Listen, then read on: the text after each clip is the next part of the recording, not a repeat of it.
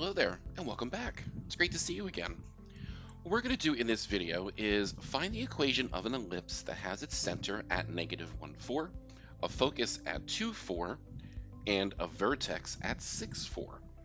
And as you can see below the prompt there are the two possible equations of an ellipse. Now remember, A is greater than B. So if the major axis is horizontal, the equation of the ellipse will follow the first one, and if the major axis is vertical, the equation will follow the second format. So drawing these points out, so notice that they all fall on the same y value. I should say all the coordinates have the same y value. So that means that all these points fall on the same horizontal line. So that tells us that the major axis is horizontal, which means we're going to be using this equation to find the equation of our ellipse. Okay, so labeling these points out, we have -1, 4. We have 2, 4, 1, 2, 3. So the focus is at 2, 4. And the vertex is 4 more units out, which is at 6, 4.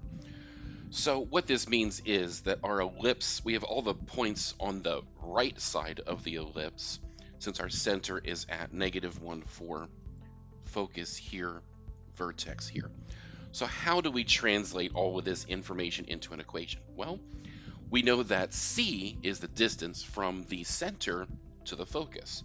So this right here tells you that C is equal to 3. And we know that A is the distance from the center to the vertex. So that means A is equal to 7. Okay. We also know that the center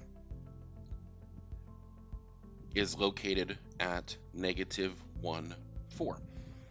Okay, so far, let's just see what we have.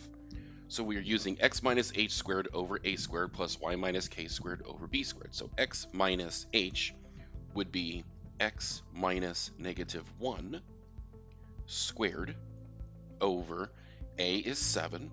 So that's 7 squared plus y minus k would be y minus 4 squared all over b squared. We don't know that one yet. Equals 1. Okay, so we're almost there. So for my final equation, I'm going to have x plus 1 squared over 49 plus y minus 4 squared over unknown b squared equals 1. Okay, so to find b, remember, or I should say find b squared, remember that a, b, and c have a relationship with each other. We know that c squared is equal to a squared minus b squared. So c being 3 means that c squared is 9. So c is 3, c squared is 9.